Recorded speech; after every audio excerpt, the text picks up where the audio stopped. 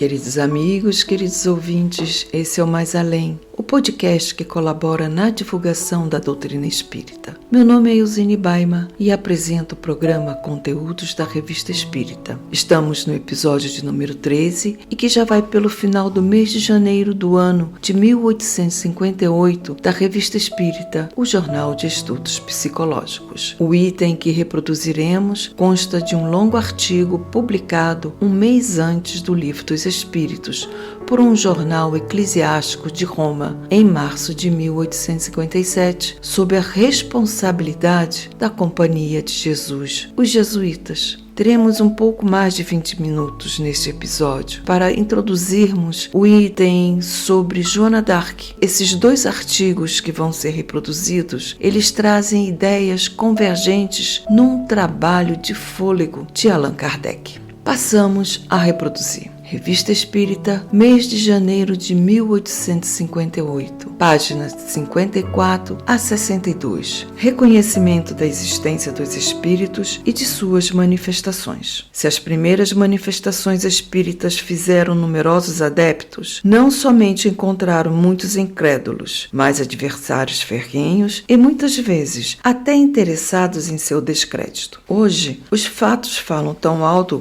que é forçoso reconhecer a evidência.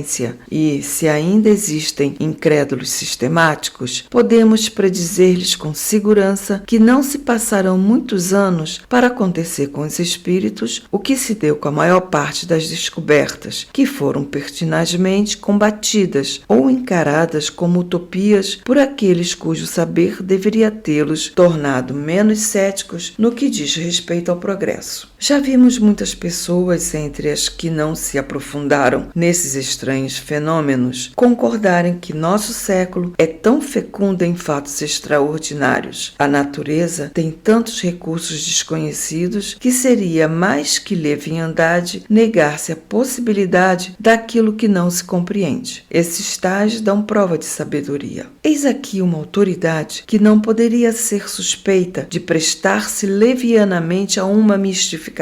La Civiltà Católica, um dos principais jornais eclesiásticos de Roma. Reproduziremos mais adiante um artigo que esse jornal publicou no mês de março passado, no qual se verá que seria difícil provar a existência e a manifestação dos espíritos por argumentos mais peremptórios. É verdade que divergimos dele sobre a natureza dos espíritos. Não admitem senão os maus, enquanto admitimos bons e maus. É um ponto que abordaremos mais tarde com todos os desenvolvimentos necessários. O reconhecimento das manifestações espíritas por uma autoridade tão grave e tão respeitável é um ponto capital. Resta, pois, julgá-las. É o que faremos no próximo número. Reproduzindo o artigo, o universo faz preceder das seguintes e sábias reflexões. Por ocasião da publicação de uma obra em Ferrara sobre a prática do magnetismo animal, referimos aos nossos leitores os sábios artigos que acabavam de aparecer em La Civiltà Católica, de Roma, sobre a necromancia moderna, reservando-nos trazer-lhes mais amplas informações. Publicamos hoje o último desses artigos, que em algumas páginas contém as conclusões da revista romana. Além do interesse que naturalmente se liga a essas matérias e a confiança que deve inspirar um trabalho publicado por La Civiltà, a oportunidade particular da questão nos dispensa, neste momento, de chamar a atenção para uma matéria que muitas pessoas, na teoria como na prática, trataram de maneira tão pouco séria, a despeito da regra de vulgar prudência que recomenda sejam os fatos examinados com tanto maior circunspeção quanto mais extraordinários pareçam. Eis o artigo.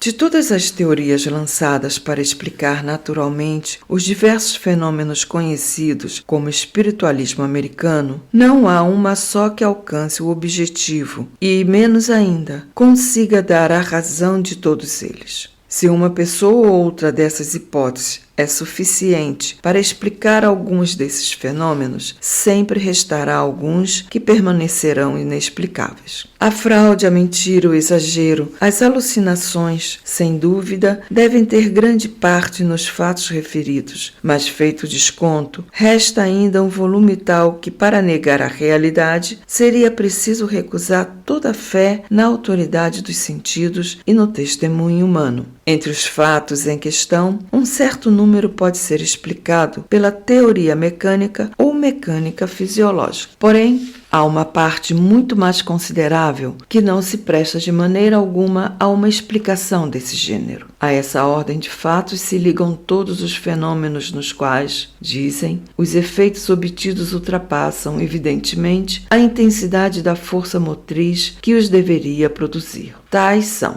primeiro, os movimentos, os sobressaltos violentos de massas pesadas e solidamente equilibradas à simples pressão e ao leve toque das mãos. Segundo, os efeitos e os movimentos que se produzem sem nenhum contato, consequentemente sem qualquer impulso mecânico, seja imediato ou mediato. E, enfim, esses outros efeitos que são de natureza a manifestar em quem os produz uma inteligência e uma vontade distinta das dos experimentadores. Para dar a razão dessas três ordens de fatos diversos, temos ainda a teoria do magnetismo. Mas, por maiores que sejam as concessões que se lhe dispõe a fazer, e mesmo admitindo, de olhos fechados, todas as hipóteses gratuitas sobre as quais ela se funda, todos os erros e absurdos de que está repleta, e as faculdades miraculosas por ela atribuídas à vontade humana, ao fluido nervoso ou a quaisquer outros agentes magnéticos, jamais poderá essa teoria, com o auxílio desses princípios, explicar completamente como uma mesa magnetizada por um médium manifesta em seus movimentos uma inteligência e uma vontade próprias, isto é, distinta das do médium e que, por vezes, são contrárias e superiores à sua inteligência e vontade. Como dar a razão de semelhantes fenômenos? Queremos, também nós, recorrer a não sei que causas ocultas, a que forças ainda desconhecidas da natureza? Às explicações novas de certas faculdades, de certas leis que, até o presente, permaneceram inertes e como que adormecidas no seio da criação? Estaríamos, desse modo, confessando abertamente a nossa ignorância e levando o problema a aumentar o número de tantos enigmas, dos quais o pobre espírito humano não pôde, até o momento, nem poderá jamais decifrar. Aliás, não hesitamos em confessar nossa ignorância em relação a vários dos fenômenos em questão, dos quais a natureza é tão equívoca e tão obscura que a atitude mais prudente, parece-nos, é não tentar explicá-los.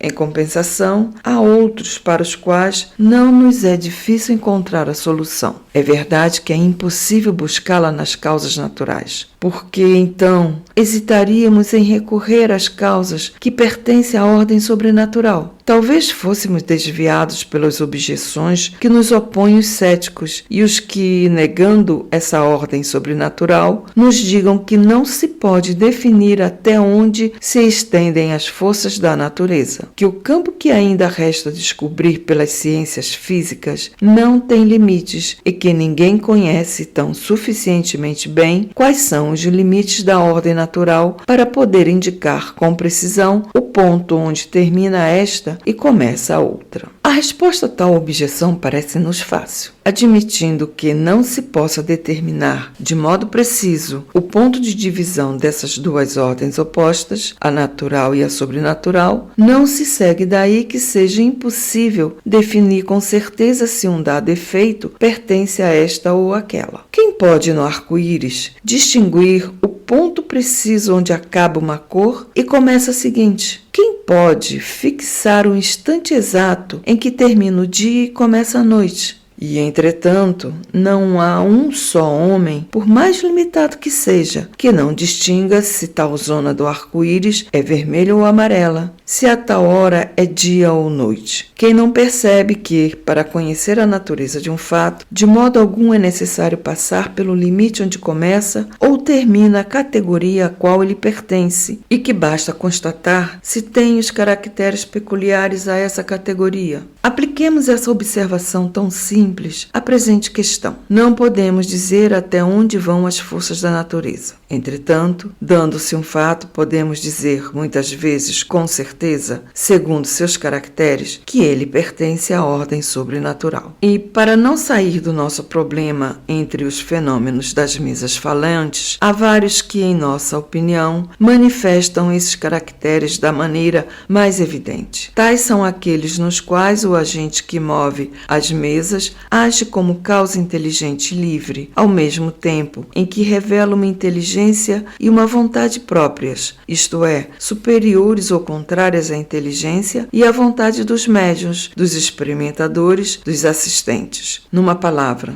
distintas destas, qualquer que seja o modo que ateste essa distinção. Seja como for, em casos tais somos forçados a admitir que esse agente é um espírito e não é um espírito humano, estando desde então fora dessa ordem, dessas causas que costumamos chamar naturais, daquelas que não ultrapassam as forças do homem. Tais são precisamente os fenômenos que, como dissemos acima, resistiram a toda teoria baseada sob princípios puramente naturais, enquanto na nossa eles encontram mais fácil e clara explicação, pois todos sabem que o poder dos espíritos sobre a matéria ultrapassa de muito o poder do homem, e porque não há efeito maravilhoso entre os citados da necromancia moderna que não possa ser atribuído à sua ação. Sabemos perfeitamente que, nos vendo colocar em cena os espíritos, mais de um leitor sorrirá de piedade. Sem falar dos que verdadeiros materialistas não acreditam na existência dos espíritos e rejeitam como fábula tudo quanto não seja matéria ponderável e palpável, como também aqueles que, admitindo que existem espíritos, negam-lhes qualquer influência ou intervenção no que diz respeito ao nosso mundo. Há em nossos dias muitas criaturas que, concedendo aos espíritos o que nenhum bom católico lhes poderia recusar, isto é, a existência e a faculdade de intervir nos fatos da vida humana, de maneira oculta ou patente, ordinária ou extraordinária, parecem, todavia, desmentir sua fé na prática e considerar como uma vergonha, como um excesso de credulidade, como uma superstição de mulher velha, admitir a ação dos mesmos espíritos em certos casos especiais, contentando-se, em geral, em não negá-la. Em verdade, há um século zombou-se tanto da simplicidade da Idade Média, acusando-a de ver espíritos, sortilégios e feiticeiros por toda parte, e tanto se invectivou a esse respeito, que não é de admirar que tantas cabeças fracas, querendo parecer fortes, experimentem agora repugnância e uma espécie de vergonha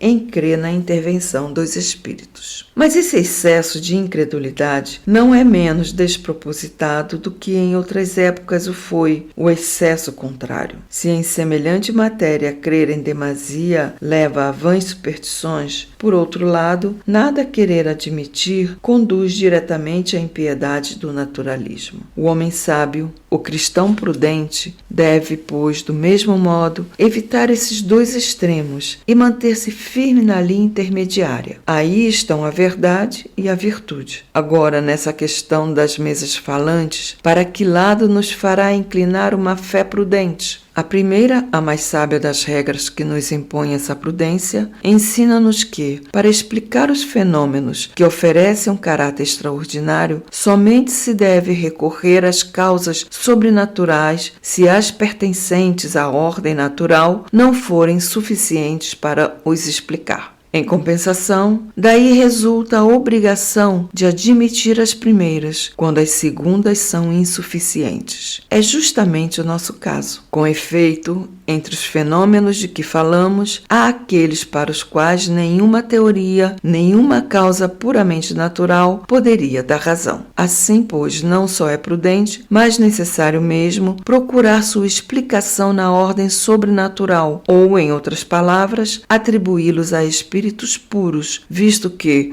fora e acima da natureza, outra causa possível não existe. Eis uma segunda regra, um critério infalível para se afirmar a respeito de um fato qualquer se pertence à ordem natural ou à ordem sobrenatural. Examinar-lhe bem os caracteres e, conforme eles, determinar a natureza da causa que os produziu. Ora, os fatos mais maravilhosos desse gênero, os que nenhuma outra teoria pode explicar, apresentam caracteres tais que não só demonstram uma causa inteligente e livre, mas ainda dotada de uma inteligência e de uma vontade que nada tem de humano. Portanto, não pode essa causa deixar de ser senão um espírito puro. Assim, por dois caminhos, um indireto e negativo, que procede por exclusão, o outro direto e positivo, fundado sobre a própria natureza dos fatos observados, chegaremos a essa mesma conclusão, a saber, que entre os fenômenos da necromancia moderna há, pelo menos, uma categoria de fatos que, sem nenhuma dúvida, são produzidos pelos espíritos. Somos levados a essa conclusão por um raciocínio tão simples, tão natural, que, aceitando-o, longe do temor de ceder a uma imprudente credulidade,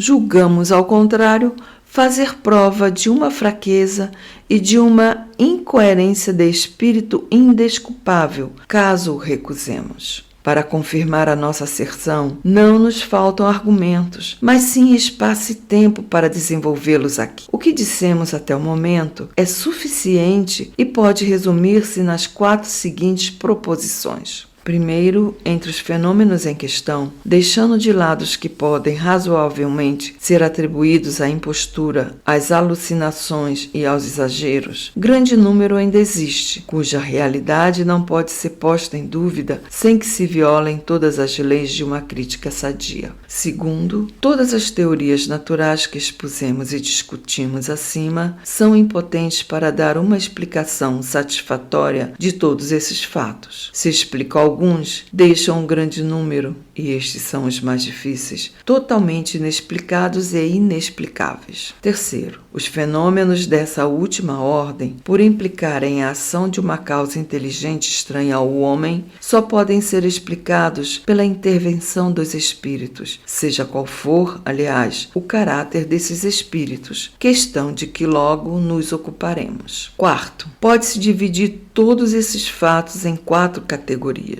Muitos deles devem ser rejeitados como falsos ou como produtos da fraude. Quanto aos outros, os mais simples, os mais fáceis de conceber, tais como as mesas girantes, em certas circunstâncias, admite uma explicação puramente natural, a do impulso mecânico, por exemplo. Uma terceira classe compõe-se de fenômenos mais extraordinários e mais misteriosos sobre a natureza dos quais se fica em dúvida, porque, se bem que pareçam ultrapassar as forças da natureza, não apresentam, entretanto, caracteres tais que, evidentemente, para os explicar, se deva recorrer a uma causa sobrenatural. Enfim, agrupamos na 4ª categoria os fatos que, oferecendo de maneira evidente esses caracteres, devem ser atribuídos à operação invisível dos espíritos puros. Mas que são esses espíritos, bons ou maus? Anjos ou demônios? Almas bem-aventuradas ou almas condenadas? A resposta a esta última parte de nosso problema não pode suscitar dúvida, por pouco que se considere, de uma parte, a natureza desses espíritos e, de outra, o caráter de suas manifestações. É o que nos falta demonstrar. Vamos agora reproduzir o artigo da página 61, História de Joana d'Arc, ditada por ela mesma, a senhorita Hermance Dufour.